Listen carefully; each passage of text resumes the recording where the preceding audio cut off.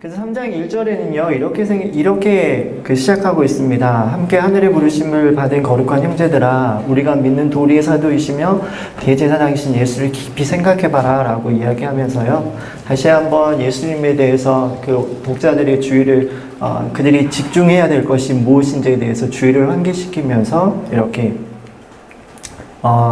이렇게 하고 있습니다. 깊이 생각하라고 하는 건 곰곰이 생각하고 주목할 뿐만 아니라 그것에 대해서 깨닫고, 그리고 이제 계속해서 그것을 이해하는 것까지 나가는 것을 의미합니다. 그리고 나서 이제부터는 그 예수님이 모세보다 얼마나 더 뛰어나신지에 대해서 이야기합니다. 모세는요, 장래 말할 것을 증언하기 위해서 왔어요. 모세가 말한 것보다 무언가가 또 장래에 무엇인가를 이야기할 것이 있다라고 이야기합니다. 그리고 이것은 나중에 가면 제사 제도에 대해서 쭉 얘기하면서 모세를 통해 한 것은 참이 아니고 그림자이고, 참 모형인 참 성소와 참 장막은 하늘에 있는 것인데 모세는 그 모형을 이야기한 거다라고 이야기하면서 이것이 완전하지 않고 이것은 없어질 것에 대해서 이야기하고 있습니다. 그리고 나서 모세는 종으로 충성했는데요, 예수님은요, 모세보다 더 영광을 받으실 만하고요, 하나님의 집 맡은 아들로 신실했는데, 히브리서에서는 이 하나님의 집을 누구라고 표현하고 있냐면 바로 우리라고 표현하고 있습니다. 그런데 조건이 있죠. 우리가 처음에 시작한 것을 끝까지 잡고 있으면 우리가 하나님의 집이다 라고 이제 이렇게 얘기하고 있습니다. 그리고 나서 두 번째, 배교하지 말 것에 대해서 경고를 하거든요. 그래서 너희 마음을 완악하게 하지 말고 믿음과 들은 그 말씀을 너희가 믿음으로 화합하고, 그러면서 출애굽기 1세대가 불순종했던 사건, 특별히 시편 95편 7절에서 11절 말씀을 인용해서 경고를 합니다. 그것이 히브리서 3장 7절에서 11절에 있고요. 경고는 이렇게 7절과 8절은요, 경고입니다. 오늘 너희가 그의 음성을 듣거든 광야에서 시험하던 날에 거역한 것 같이 너희 마음을 완고하게 하지 마라. 그러면서 이스라엘 백성이 40년 동안 어떻게 했는지를 이야기하고 있고요. 그 완고함의 결과가 10절과 11절인데요.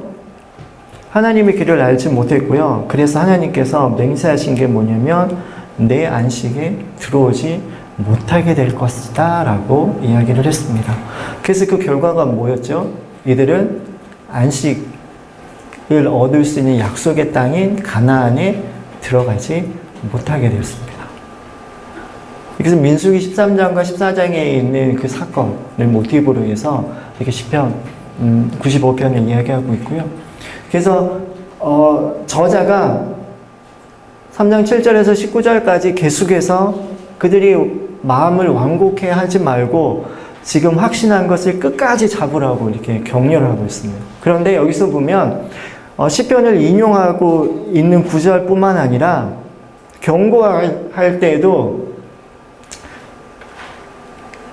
저자가 오늘이라는 시간을 강조하고 있습니다. 지금 너희가 그의 음성을 듣거든. 이들이 들은 음성은 뭔가요? 1장 1절과 2절에서 아들을 통해서 하셨던 말씀이겠죠. 그리고 주로 말씀하셨을 뿐만 아니라 하나님과 성령을 통해서 확증하셨던 그 말씀, 예수님에 대한 그 말씀, 이 바로 이들이 지금까지 듣고 왔었던 예수님께서 얼마나 더 뛰어나신 분이신가에 대한 그 말씀에 대해서 이들이 보세요. 완고하지 말라. 왜냐하면 그들이 그 결과를 안식에 들어가지 못했다고 이야기하고 있습니다. 그리고 또다시 시편을 인용하면서 오늘 너희가 들으면 마음을 완고하지 말아라. 왜냐하면 격려하시겠던 사람들, 노하신 사람들은 순종하지 않는 사람이에요. 그리고 그들은 믿지 않았기 때문에 안식에 들어가지 못했다라고 얘기합니다. 그러면서 어떻게 안식에 들어갈 수 있을지에 대해서 이야기합니다. 오늘이라 일컫는 동안 너희가 죄의 유혹으로 완고하게 되지 않도록, 그리고 확신한 것을 끝까지 견고하게 잡으면 그리스도와 함께 참여하는 자가 될 거다라고 얘기하고 있습니다. 그리스도께서 하나님 우편에 앉으신 것처럼 에베소에 보면 1장과 2장에 보면 하나님께서 그리스도를 죽은 자 가운데 살리셔서 예수님께서 하나님 우편에 앉아 계시다라고 이야기합니다. 근데 2장에서는요, 죄와 허물로 죽었던 우리를 하나님께서 예수님과 함께 일으키셔서 다시 살리셨는데 우리를 예수님과 함께 앉히셨다라고 이야기하고 있습니다. 그래서 우리가 예수 그리스도를 믿는 그 사람들을 끝까지 잡고 있으면 예수님과 함께 할 수 있는 사람이 되는 거죠. 여기서 보면 완고하게 하는 거, 그것은 믿지 않는 거고요. 또 그것은 순종하지 않는 것이다라고 이렇게 얘기하면서 계속해서 예수님에 대한 그 믿음을 끝까지 붙들고 있을 것에 대해서 이야기합니다. 그것을 언제 선택해야 되는 건가요? 그 선택의 문제는 오늘이요. 오늘이라 일컫는 동안에 계속해서 그것을 선택하도록 하고 있고요. 그리고 또다시 그와 비슷한 내용을 안식에 들어가는 것을 가지고 또 다시 이야기하고 있습니다. 4장 1절에서 2절은 경고와 가르침이고요. 그리고 8절과 11절도 또 가르침과 권면이고, 가운데는 인용, 아까 했던 그 시편 95편의 말씀을 계속 인용하고 있습니다.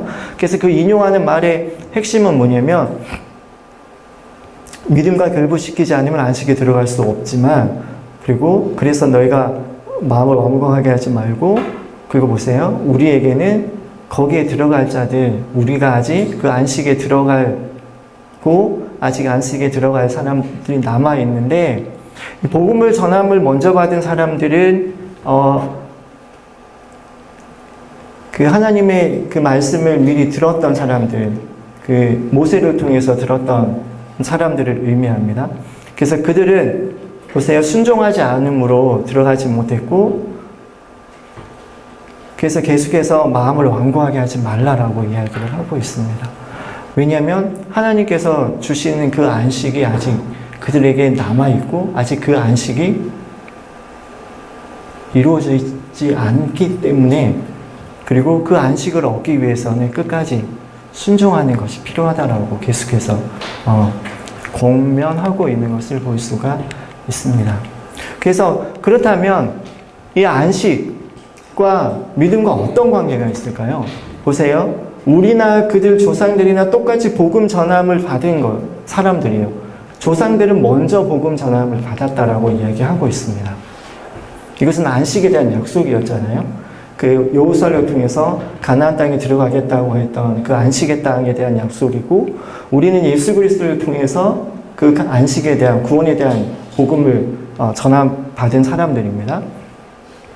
그런데 그들은 믿음과 화합하지 못했기 때문에 결국 그 전에 받았던 그 복음이 그들과 상관이 없는 것이 되었습니다. 그래서 안식에 들어가지 못하고 40년 동안 광야에서 죽을 수밖에 없었죠. 그래서 안식에 들어가지 못했다고 얘기하고요. 근데 안식할 때가 아직 하나님의 백성들에게 남아있다라고 이야기합니다. 그래서 그들이 순종하지 않음으로 들어가지 못했다면, 그래서 우리는 계속해서 그 믿음을 지키고 하나님께서 약속하신 그 안식, 이 안식은 어떤 것일까요?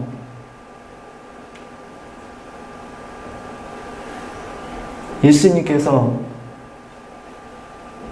오셔서 예수님으로 말미암는 우리가 하나님과 함께 있는 그 안식, 계시록에 약속한 계시록 21장과 22장에 약속된 눈물도 없고 고통도 없고 슬픔도 없고 7가지가 없는 그 상태, 완전한 하나님의 평강이 있는 그 상태를 의미하고, 그것은 하나님께서 약속하신 구원의 모습, 온전한 구원의 모습을 의미합니다.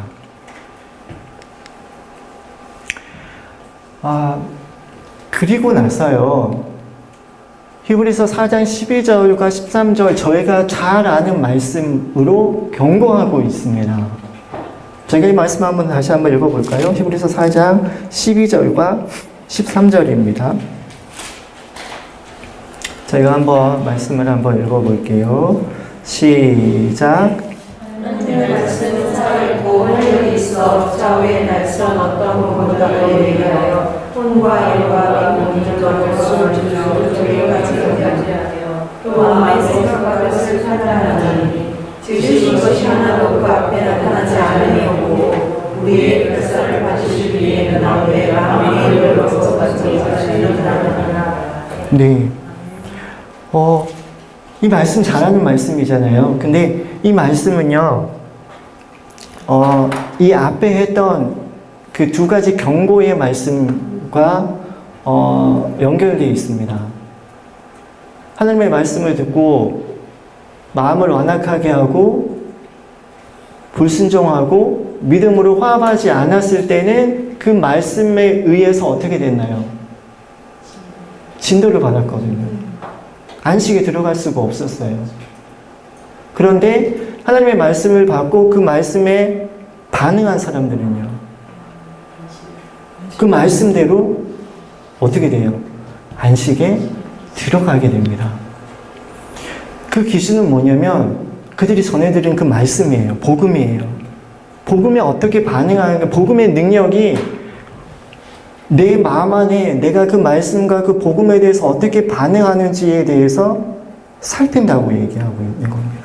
그래서 내가 그 하나님의 그 말씀에 내가 어떤 반응을 보이는가에 따라서 그 말씀이 나를 찔러서 쪼개기도 하고 마음의 생각과 뜻을 판단하는 거예요.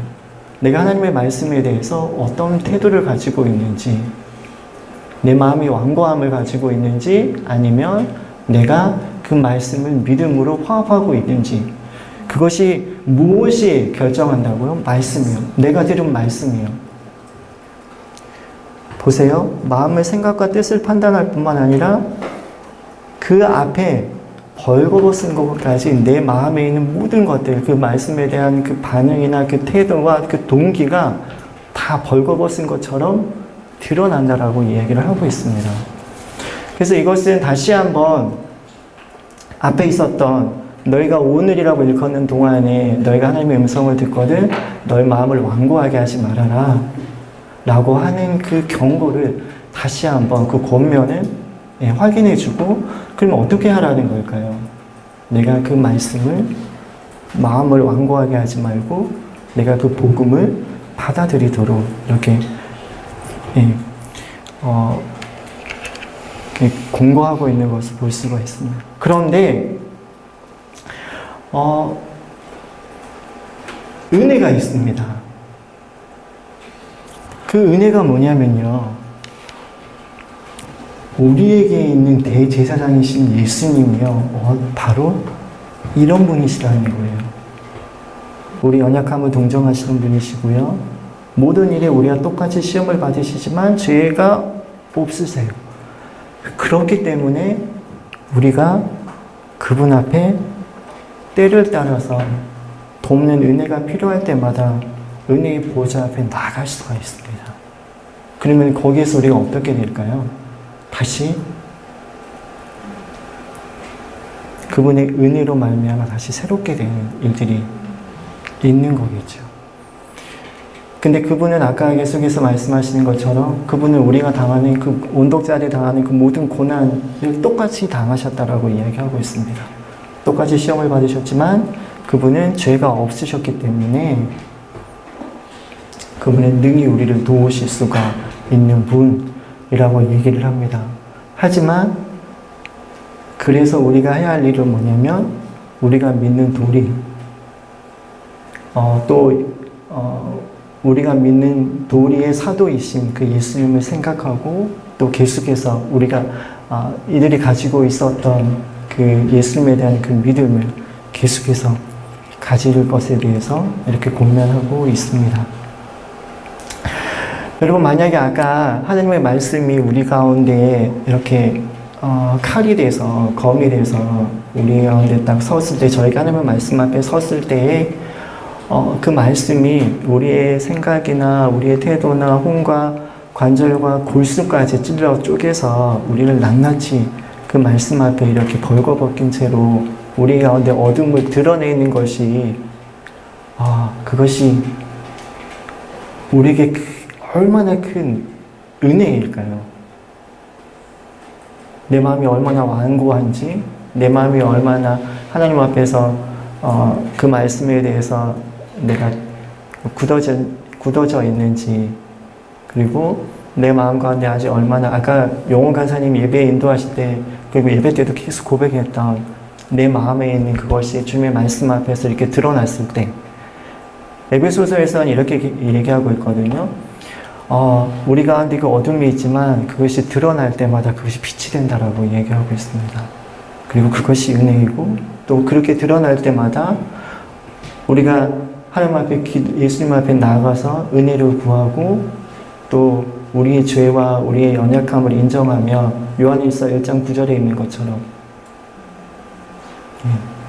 이 미쁘고 의로우신 그분, 우리 연약함을 동정하시는 그분, 모든 일에 우리와 똑같이 시험을 받으셨지만 죄가 없으신 그분께서 능히 우리를 도우시고 우리가 주님 앞에 나아갈 수 있도록 하시는 분.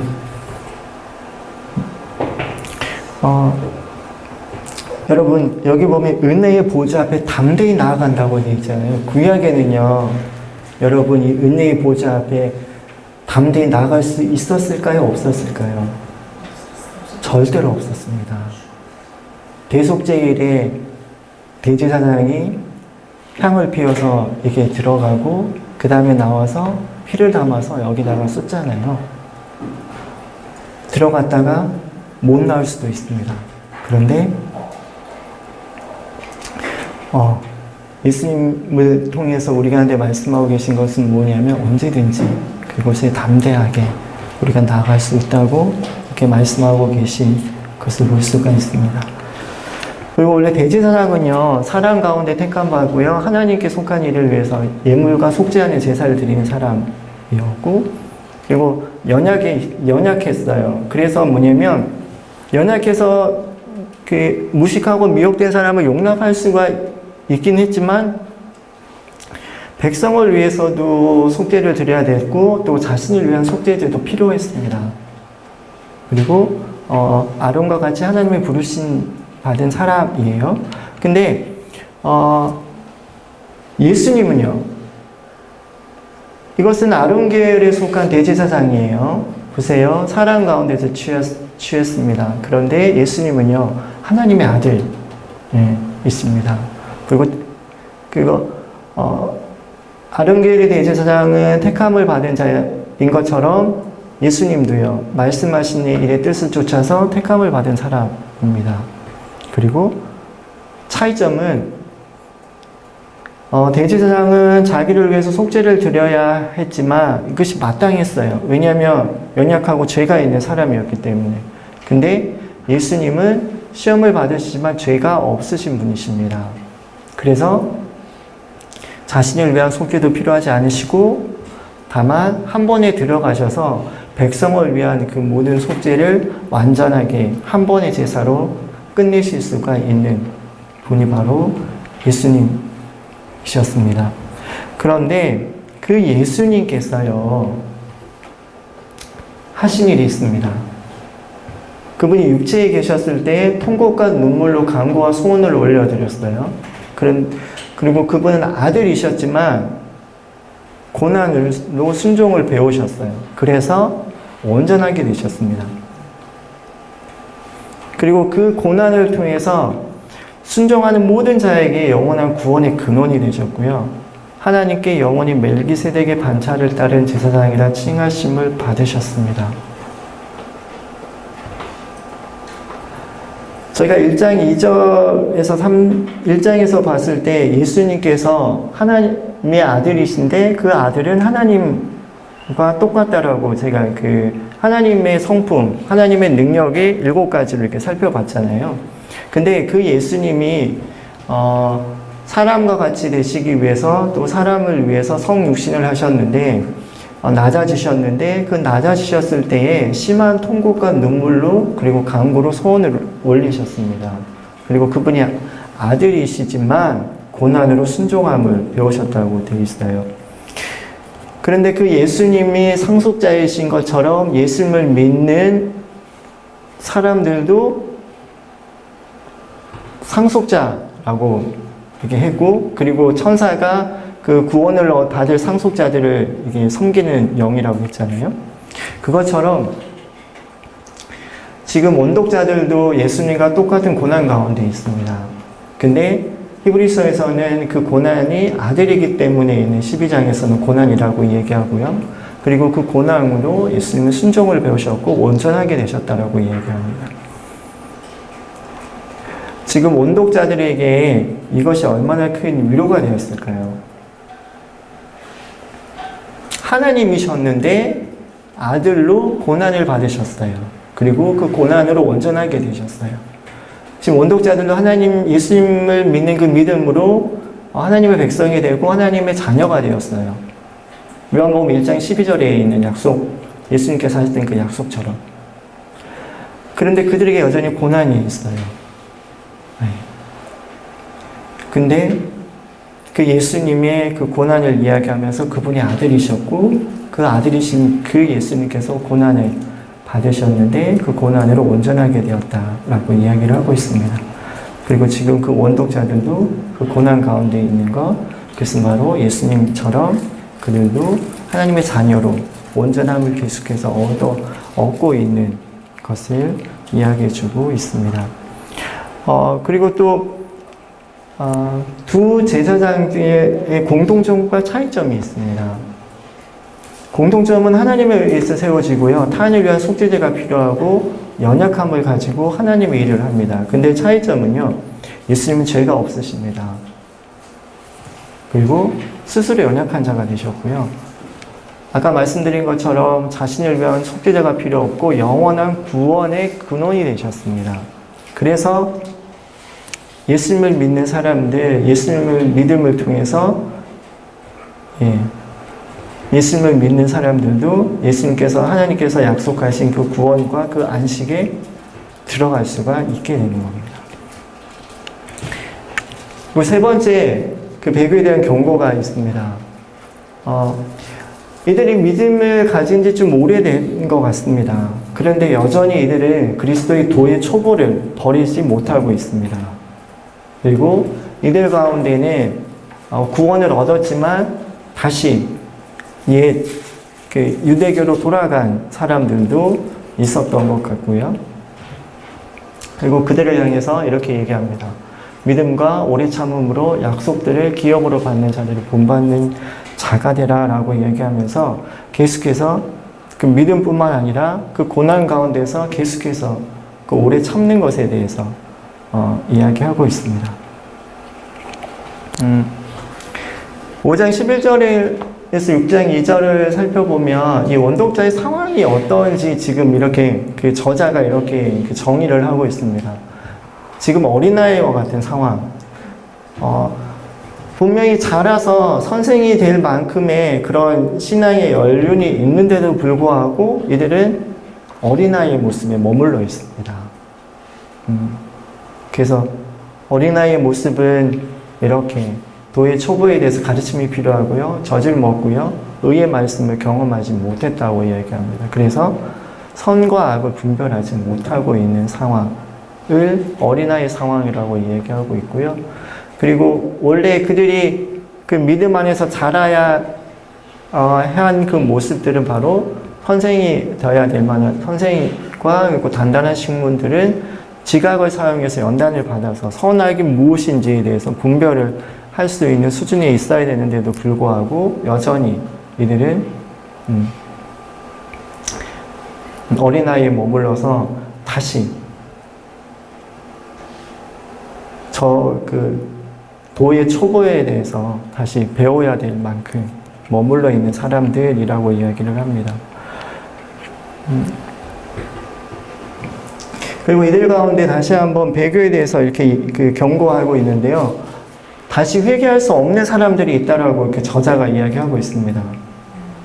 한번 빛을 받고 하늘의 은사를 맛보고 성령에 참여한 바가 되온 사람들은 그리고 이들은 하나님의 선한 말씀과 내세의 능력을 맛보고도 타락한 자들은 다시 회개할 수가 없다고 이야기합니다. 그 이유는 하나님의 아들을 다시 십자가에 못 박아 드러내놓고 욕되게 했기 때문이라고 이야기합니다. 아마 이들은 하나님께서 그 예수 그리스도를 통해서 주신 그 구원의 그 약속으로 말미암아 하나님의 백성이 되었다가 다시 타락한 사람들, 다시 배교한 사람들. 그런데 이들은 여기 하나님의 아들을 다시 십자가에 못 박아 드러내놓고 욕되게 했다라는 표현을 봤을 때는 이들이 다시 그냥 믿음이 없거나 흔들렸다기보다는 아예 다시 돌아가서 다시 그 마음이 딱딱해져서 다시 돌이키려고 하는 그 마음을 잃어버린 사람들로 보입니다. 그리고 나서 그들이 어떤 결과를 이렇게 얻게 되냐면 결국은 버림을 당하고 저주함에 가까워 마지막은 불사름이 될 거라고 얘기하면서 채소를 그 땅이 어떤 그 결과를 내는지에 대한 비유로 이렇게 얘기하고 있으면 땅이 채소를 내면 하나님께 복을 받지만 가시와 엉겅퀴를 내면 저주를 받고 마지막은 불사름이 되는 것처럼 이렇게 하나님의 말씀을 한번 빛을 받고 하늘의 은사를 받고 하나님의 구원을 얻었지만 다시 스스로 결정하고 그 마음을 돌이키지 않는 사람들, 끝까지 완고한 사람들에 대해서는 다시 회개하거나 다시 돌이킬 수 있는 기회가 없다라고 이야기를 하면서 원독자들에게 너희가 계속해서 아까 너희가 오늘 그의 음성을 듣거든 아직 피차 오늘이라 일컫는 동안에 너희 마음을 완고하게 하지 말라라고 했던 그 경고처럼 계속해서 그들의 마음을 완고하게 하지 않고 계속해서 그들의 믿음을 지켜갈 수 있도록 이렇게 권면하고 있는 것을 볼 수가 있습니다. 다시 돌이킬 수 없는 것도 그 히브리서 10장에 보면 또 다시 이 표현을 반복하고 있습니다. 10장 32절에 보면 전날에 너희가 빛을 받은 후에 라고 표현을 하고 있고요. 그리고 또 하나는 10장 29절에는요. 하나님의 아들을 짓밟고 자기를 거룩하게 한 언약의 피를 부정한 것으로 여기는 사람들로 또 표현을 하고 있습니다. 그래서 하나님의 은혜의 성령을 욕되게 하는 자, 그것이 그러니까 배교한 자의 어떤 상태를 표현하고 있고 그들도 그들을 향해서는 영원한 불만이 있게 될 거다라고 이야기하면서 배교하지 말 것에 대해서 그 배교한 자, 끝까지 그의 마음을 돌이키지 않는 사람들이 결과가 어떤 것인지 얘기하면서 이렇게 그들의 마음을 지키도록 이야기를 합니다. 성경에서는 구원에 이룰 수 없는 죄가 있다라고 4가지에 대해서 이야기를 하고 있습니다. 히브리서 6장 4절에서 6절에서 이야기하고 있고요. 그리고 또 하나는 히브리서 10장 26절에서도 얘기하고 있습니다. 진리를 아는 지식을 받았지만 고의로 계속해서 의도적으로 그것을 마음을 완악하게 하고 끝까지 돌이키지 않는 것. 그리고 요한일서 5장 16절에도 사막에 이르게 하는 죄가 있다라고 이제 그것이 어떤 것인지 구체적으로 말하고 있지 않지만 이야기하고 있고요. 그리고 특별히 성령을 회방하는 죄에 대해서 이렇게 얘기하는데 이 죄는 뭐냐면 예수님께서 오셔서 성령의 능력으로 귀신을 내어쫓을 때 말씀하시는 게 내가 성령의 힘을 힘입어서 귀신을 내어쫓으면 하나님의 나라가 이미 너희 가운데 임했다라고 얘기하고 있는데 바리새인들과 서기관들은 뭐라고 했나요? 귀신 들렸다고 얘기했잖아요. 성령께서 오셔서 예수님을 통해서 임하시는 그 하나님의 나라를 거부하는 사람들, 그것이 하나님의 나라를 인정하지 않는 사람들이 바로 성령을 회방하는 죄라고 보실 수 있고, 근데 이 죄들에 대해서는 성경에서는 회개할 수 없다라고 구원이 얻을 수 없다라고 얘기를 하지만 하나님의 마음은 하나님의 은혜와 자비에 대해서는 하나님께서 출애굽기에 말씀하실 때 그 19장에서 이스라엘 백성과 언약을 맺고 난 다음에 모세가 40일 동안 올라갔다가 올라가 있는 동안에 아론이 금송아지를 만들잖아요. 금송아지를 만들고 나서 하나님이 다 죽여버리겠다고, 그리고 모세 너를 통해서 내가 새 민족을 이룰게라고 했을 때 모세가 하나님 앞에 중보합니다. 하나님의 책에서 내 이름을 지워버리실지라도 저들을 살려주십시오라고 이렇게 중보했을 때 하나님께서 하신 약속이 뭐냐면, 예. 자비롭고 은혜롭고 노하기를 더디하고 인자와 진실이 많은 하나님이다 라고 이야기하시면서 하나님께서 죄를 용서해 주실 것, 결국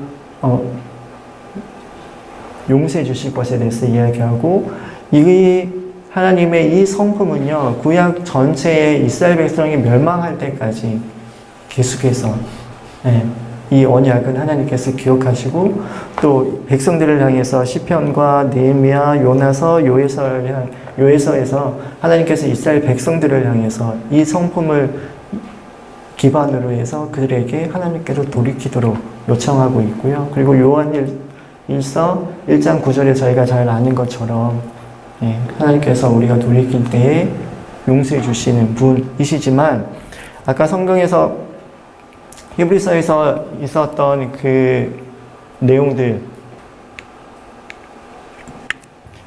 이것은 이미 배교하고, 그러니까 어떤 실수로 의해서 어떤 죄를 짓고 나서 이렇게 하는 것이 아니라 의도적으로 하나님에 대해서 이렇게 마음을 닫고 완고하게 해서 그것을 돌이키지 않는 사람들에 대한 그들의 결과에 대해서 이야기하고 있는 것으로 볼 수가 있습니다. 그리고 나서 6장 9절에서 12절, 이들에게 배교에 대한 경고를 했다면, 배교하고 나면 결코 다시 돌이킬 수 없다라고 했다면 그들 가운데 어떤 마음이 들었을까요?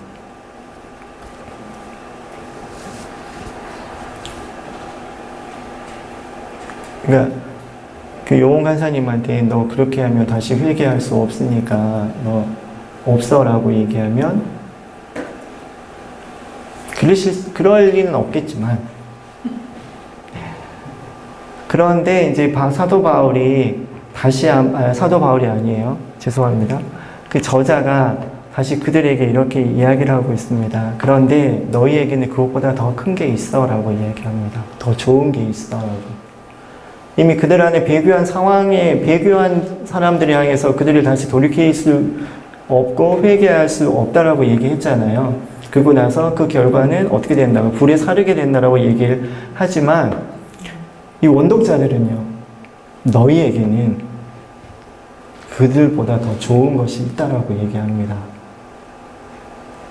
그것이 바로 구원에 속한 것이 너희에게는 있다라고 얘기하고, 그리고 그 결과가 너에게 구원에 속한 것이 있는데 그 증거가 뭐냐면 하나님이 아시는 것이 바로 하나님의 이름을 위해서 너희가 나타낸 사랑으로 이미 성도를 섬겨왔고, 또 그 성도를 지금도 섬기고 있는 그것이 너희에게 있는 구원이 있다라는 증거야 라고 이야기를 하고 있는 겁니다. 그리고 하나님께서도 그것을 아신다라고 이렇게 위로를 하고 있고요. 그렇지만 그래서 너희에게 필요한 것이 뭐냐면 너희가 똑같이 함께, 그러니까 공동체가 함께 동일한 부지런함을 나타내고 끝까지 소망의 풍성함에 이르도록, 그리고 게으르지 않고, 계속해서 히브리서에는 믿음과 오래 참음을 얘기하고 있습니다. 끝까지 지겹도록 얘기하고 있죠. 믿음과 오래 참음으로 약속들을 기업으로 받은 자들, 이것은 히브리서 11장에 보면 그 수많은 믿음의 선진들이 이미 약속을 기업으로 받은 사람들로 나오거든요. 그들을 본받는 자가 되라라고 하면서 이 믿음과 오래 참음으로 약속을 기업으로 본받은 사람의 한 예를 듭니다. 그게 누구의 예일까요? 어떻게 하셨어요? 아브라함입니다. 아브라함이 하나님께서 약속하셨던 그 약속을 몇 년 만에 받았나요? 이삭에 대한 약속이요. 거의 한 75세 때 처음에 나타나서 말씀하셨다면 100세 때 아들이 이삭을 받았으니까 거의 25년 동안 오래 참고 그 약속을 받은 그 아브라함의 예를 들면서 하나님께서 그에게 약속하실 때 자기를 가리켜서 맹세하셨다라고 이야기합니다. 그리고 그 맹세의 내용이 뭐냐면 창세기 22장 16절이죠. 그리고 아브라함이 그 약속을 받았지만 그가 그것을 실제적으로 그 약속하셨던 그 복, 그 이삭, 그 자녀에 대한 복을 받은 것을 오래 참았을 때 그 약속을 받을 수가 있었습니다.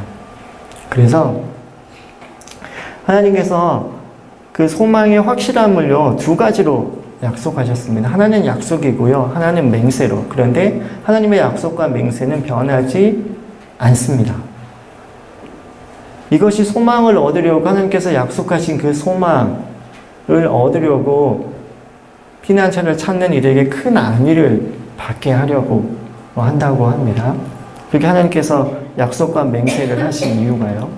왜냐하면 약속이 변하는 거면, 맹세가 변하는 거면 내가 그 약속과 맹세를 믿고 오래 참고 인내하는 것이 의미가 없어지죠. 그것이 또 위로가 되지 않잖아요. 언제 깨질지 모르는 거니까. 하지만 하나님의 약속은 변하지 않고 하나님의 하셨던 그 맹세가 변하지 않기 때문에 그것이 우리에게 고난이 있고 보이지 않고 얼마나 이것이 더 오래 참고 오래 기다려야 할지 알 수 없는 순간이라도 그것이 우리에게 위로가 되잖아요. 안위가 되고. 그래서 이렇게 얘기합니다. 그것이 그 소망이 우리에게 영혼의 닭과 같아서 튼튼하고 견고하고요. 휘장 안으로 들어가게 한다고 합니다. 이 휘장 안에는 뭐가 있나요? 4장 15절과 16절에는 이 성막 안에 휘장, 성막과 지성소를 가르는 휘장이 있었잖아요. 그 안에 무엇이 있죠? 지성소가 있고 그 지성소에는 무엇이 있었죠?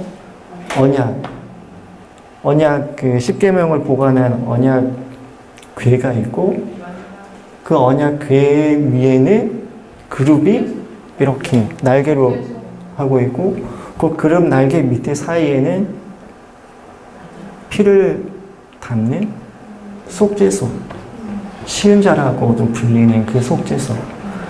4장 15절 16절에 나오는 그 은혜의 보좌가 바로 그 시은자라고 불리는 속죄소를 의미합니다. 거기서 하나님께서 죄를 사하시고 거기서 모세에게 약속하신 게 있죠. 내가 거기서 너를 만날 거다라고 약속을 하셨죠. 그래서 우리가 하나님의 휘장 안으로 담대하게 들어갈 수가 있게 됩니다. 네, 제가 조금만 더 하고 오늘 마치도록 하겠습니다. 그래서 하나님께서 이번 계속해서 얼마나 큰 대제사장이신지를 얘기하고 있습니다. 예수님께서 이루신 그 속죄, 그 예수님의 죽음이 얼마나 완전하게 우리의 모든 죄의 문제를 해결하셨는지에 대해서 계속 얘기하고 있고요. 그래서 이번에는 예수님이 멜기세덱 반차를 쫓는 대제사장이신 것에 대해서 이렇게 얘기를 합니다. 멜기세덱은 창세기에 기록하고 있는데요. 창세기에서 아브라함이 그 소돔과 그 왕들을 이렇게 전쟁하고 나서 돌아올 때 창세기 14장에 보면 그 멜기세덱이 등장하고요.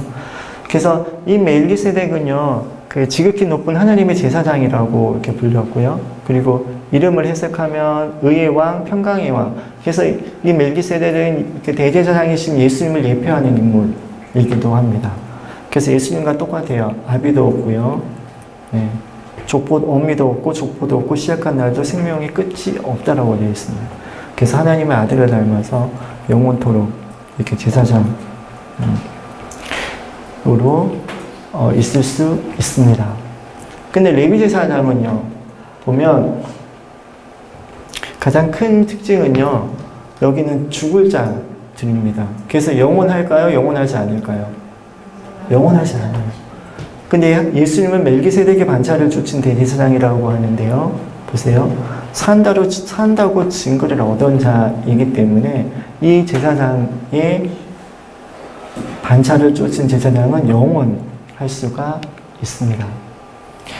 그리고 레위계통 제사장은요, 율법을 따르고요. 그리고 예수 그리스도의 제사장은 율법을 따르지 않습니다. 네. 여기 육신에 속한 계명을 따르고요. 예수님은요, 불면의 생명의 능력을 따르고, 이건 전에 있던 계명이고요. 근데 예수님은 새로운 언약으로 대신 제사장이고요. 전에 있던 계명 율법은요, 연약하고 무익해서 폐하여집니다.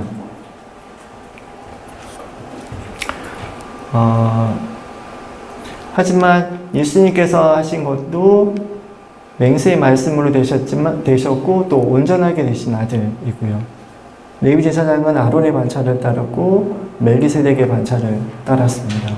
그리고 여기서는 레위 계통의 제사장은 레위 지파이지만 예수님은 유다 지파입니다. 근데 왜 예수님께서 유다 지파로 오셔서 유다 지파인데 왜 제사장이 되셨을까요?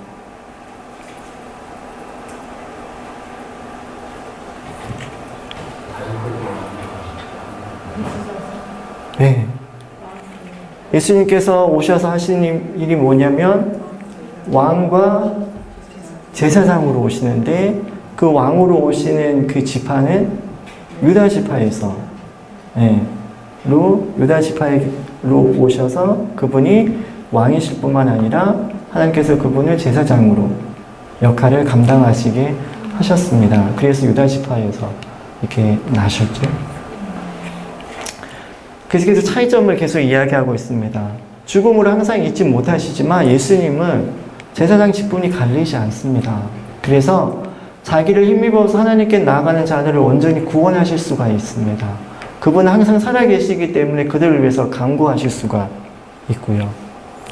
보세요. 제사장은 자기를 위해서 속죄하는 일이 필요합니다. 근데 예수님은 거룩하게 악과 더러움이 없으시기 때문에 누구를 위한 속죄가 필요하지 않을까요? 자신을 위한 속죄가 필요하지 않습니다. 그래서 단번에 자기를 들여서 백성의 죄를 위한 모든 속죄를 이루실 수가 있습니다. 레위 제사장들은 그 약점을 가진 사람을 세울 수밖에 없었습니다. 하지만 예수님은 온전하게 예수님의 그리스도의 제사장 직분은 온전하게 되신 아들이 세웠고요. 이 레위 계통의 제사장이 드리는 제사를 통해서 온전함을 얻을 수는 없었습니다. 왜요? 계속해서 제사가 필요했거든요. 근데 예수 그리스도의 제사장 직분은요, 그분이 한 번 드린 그 제사로 말미암아 온전함을 얻을 수가 있게 되었습니다. 7장까지는 이렇게 제사장의 직분에 대해서 이렇게 얘기를 하고 있고요. 그 다음에 이제 8장에서는 다시 한 번 더 예수님이 더 좋은 언약을 따라서 제사장이 되었다라고 얘기하고 있습니다. 아까 레위 계통의 제사장은 옛 언약을 따라서 되어 있었고 그것이 어떻게 된다고 되었나요? 폐해질 것이라고 얘기했잖아요. 근데 보세요. 8장에서는 그 예수님이 우리에게 있는 대제사장인데요. 다시 한번 이렇게 얘기하고 있습니다. 하늘 위엄의 보좌 우편에 앉으셔서 주님께서 베푸신 성소가 있는데 이것은 참 장막이라고 또 표현하고 있습니다. 그리고 이분은 더 아름다운 직분인데 더 좋은 약속, 이것은 하나님께서 하신 새로운 약속, 새로운 언약을 의미하고요. 그래서 더 좋은 언약의 중보자가 되신다라고 이야기를 하고 있습니다. 그러면서 새 언약이 무엇인지에 대해 얘기하고 있습니다. 왜냐하면 예수님께서 더 좋은 언약으로 세워진 더 좋은 언약의 중보라고 이렇게 설명하고 있잖아요. 그래서 새 언약이 그러면 과연 무엇인지 얘기합니다. 새 언약은 옛 언약과 다릅니다. 이 옛 언약은 출애굽기에서 예수님께서 이스라엘 백성을 애굽에서 이렇게 그 10가지 재앙을 통해서 구원해 내시고 난 다음에 이제 하나님께서 그 이스라엘 백성들을 하나님의 백성으로 삼으시면서 제사장 나라로 삼으시면서 하셨던 그 언약과 같지 않다고 이야기합니다. 왜냐하면 그들이 계속해서 그 언약 가운데 머물러 있지 않았을 때 하나님께서 그들을 돌보지 않으셨다라고 얘기하고 있고요. 그리고 가장 큰 특징은 뭐냐면 하나님의 법, 계명을요 이제는 그 돌판에 새기지 않고 어디에다 새기냐면 마음과 생각에 새긴다라고 얘기합니다. 그런데요, 하나님께서 그 모세를 통해서 십계명을 주시고 그것을 언약궤 안에 담아서 이렇게 두시면서 하나님께서 약속하신 게 있잖아요. 너희가 내 백성이고 내가 너희 하나님이고 그래서 이제는 내가 너희 가운데 있겠다라고 얘기를 하십니다. 그것과 똑같이 하나님께서 우리 하나님이 되시고 저희는 내 백성이 될 거라고 하는 이 레위기에 있는 말씀은요, 하나님의 언약 백성으로서의 회복을 의미하는데, 근데 한 가지 가장 큰 특징은 하나님의 언약이 어디에 담겨 있는가라고 하는 것입니다. 하나님의 언약이 마음은 그 언약을 새기는 장소이잖아요. 우리 몸이요. 우리 몸이 성막이 되죠. 바울은 그것을 이렇게 표현하죠. 고린도전서 3장과 6장에 너희가 그리스도의 성전이라고 표현합니다. 근데 이것은 예수님께서도 하셨던 거예요. 예수님께서 말씀하시면서 자기가 예수님께서 성전이라고 말씀하셨죠. 그리고 예수님께서 아니 그 성령을 통해서 성령이 함께 거하시면서 성령의 전이라고 얘기하시면서 우리 안에 이제는 성령을 통해서 하나님께서 우리 마음 가운데 그 법, 하나님의 언약의 법을 우리 가운데 새기십니다. 그리고 나서 가장 큰 특징은 뭐냐면 다시는 제사가 필요가 없게 됩니다. 왜요? 죄를 다시는 기억하지 않겠다라고 하나님께서 결정하셨기 때문이에요. 그래서 더 이상 이 새 언약에 따르면 제사가 필요한가요? 필요하지 않나요? 필요하지 않습니다. 새 언약에 따른 제사는 누가 한 번 드리셨나요? 예수님께서요. 완전한 대제사장이 되셔서 한 번 드리셨기 때문에 그 결과로 모든 죄가 해결되었거든요. 한 번의 제사로 온전하게 되었어요. 그래서 영원히 다시 드릴 제사들이 필요가 없습니다. 그런데 옛 언약은요, 10장 3절에는요, 이렇게 얘기합니다. 죄를 계속해서 기억하게 하는 거라고 이야기를 하고 있습니다. 제사를 드릴 때마다 죄를 기억하게 하는 역할을 하는 게 바로 그 제사의 한 가지 그 기능이었습니다. 그렇다면 지금 여기서 말하고 계신 것은 뭐냐면 이제는 새 언약을 맺었기 때문에 우리가 그러면 어떤 백성이 되는 건가요? 저와 여러분은요. 원독자들은 새 언약의 백성이 되는 거잖아요. 그러면 새 언약의 백성의 삶의 모습은 뭔지 좀 살펴보도록 하겠습니다. 이것은 똑같습니다. 새 언약 백성의 삶의 방식뿐만 아니라 옛 언약 백성의 삶의 방식도 똑같습니다.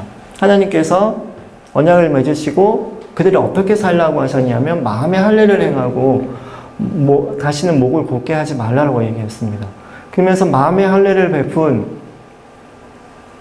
삶은 어떤 삶으로 드러나야 되냐면 마음을 다하고 성품을 다해서 하나님을 사랑하는 삶으로 드러나야 합니다. 근데 이사야서에 보면 하나님의 백성들이 그 마음을 잃어버렸을 때는 마음은 내게서 멀리 떠나서 하나님의 그 계명이 그들을 경외하는 것이 하나님의 계명, 사람의 계명으로 그 가르침을 받아서 그냥 입으로는 가까이 하지만 마음은 이렇게 떠나는 삶으로 이렇게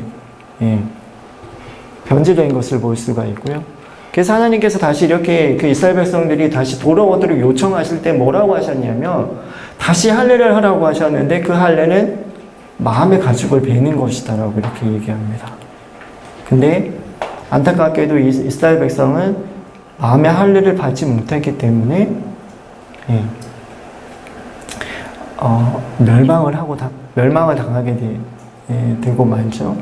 재밌는 것은 이스라엘 백성이 할례를 받지 못한 그 이방인들을 향해서 이런 할례 받지 못한 사람들이라고 얘기를 했었거든요. 근데 보세요. 하나님께서는 이스라엘 백성들이 멸망하는 이유, 이방인들이 심판하시는 이유에 대해서 이렇게 얘기합니다. 그들은 열방은 할례를 받지 못했다라고 얘기해요. 육신의 할례겠죠. 그런데 이스라엘은 마음의 할례를 받지 못했다라고 이야기합니다.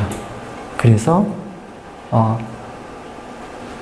마음의 할례를 받지 못하고 하나님의 언약을 계속해서 배반한 그들의 결과는 여러분 잘 아시는 것처럼 586년에 그 성전이 멸망하는 것으로 이렇게 마무리되고 말죠. 그리고 예수님께서 오셔서 우리 가운데 새로운 언약을 맺으셨습니다.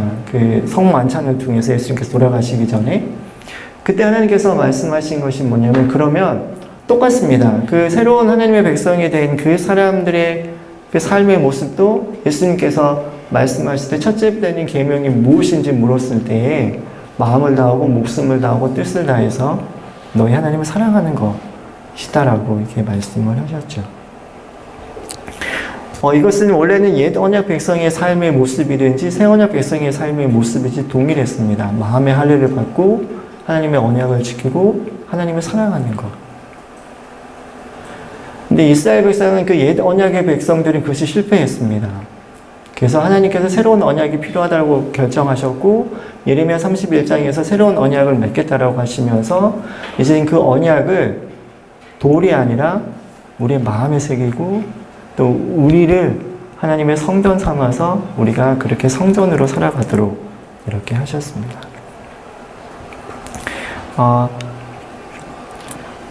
그리고 다시 한번 모세 언약과 새 언약을 살펴보면 이거는 처음에 있었던 것이고 이건 낡아지는 것입니다. 그리고 이건 없어지는 것이고요.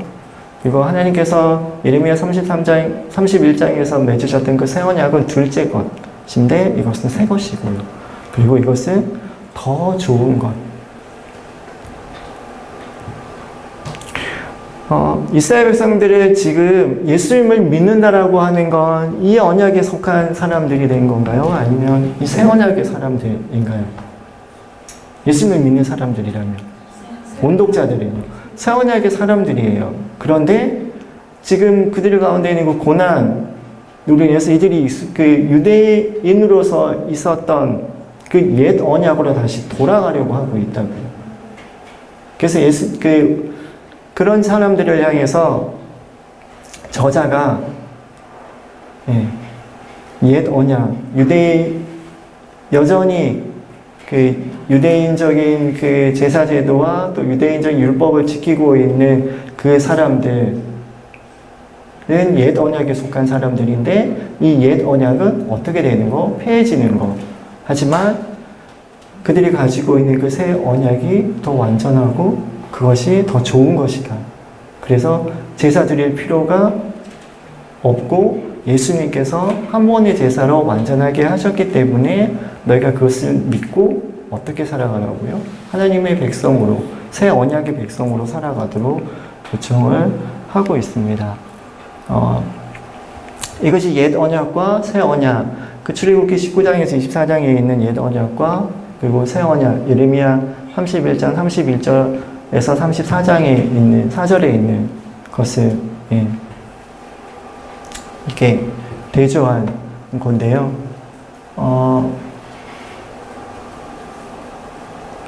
보시면 제사와 의식과 율법을 통해서 회복이 일어났었지만 이제는 새 언약에 속한 사람들은 예수님의 한 번의 죽으심을 통해서 회복이 일어나고요. 그리고 언약에 따른 축복과 저주가 있었지만 이제는 죄를 기억하지 않고 되고 그리고 이것은 옛 언약에 따른 제사장이 필요했지만 새 언약은 새 언약에 따른 제사장이신 예수님께서 이 모든 한 번의 제사로 이것을 다 이루셨다라고 이야기를 하고 있습니다. 이것이 성막의 모형입니다.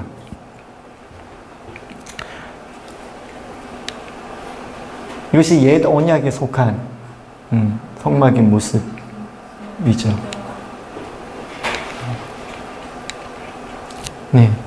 그리고 아까 말씀드린 것처럼 이것은 시내산 언약에서 언약의 피가 뿌려져서 이렇게 새 언약에 맺어졌던 것처럼 예수님께서 성만찬을 통해서 누가복음 22장 20절에 내 피를 세우는 새 언약이다라고 말씀하시면서 그 제자들과 세우셨던 그 새 언약, 그것이 바로 예수님을 믿는 사람들과 하나님께서 세우신 새 언약.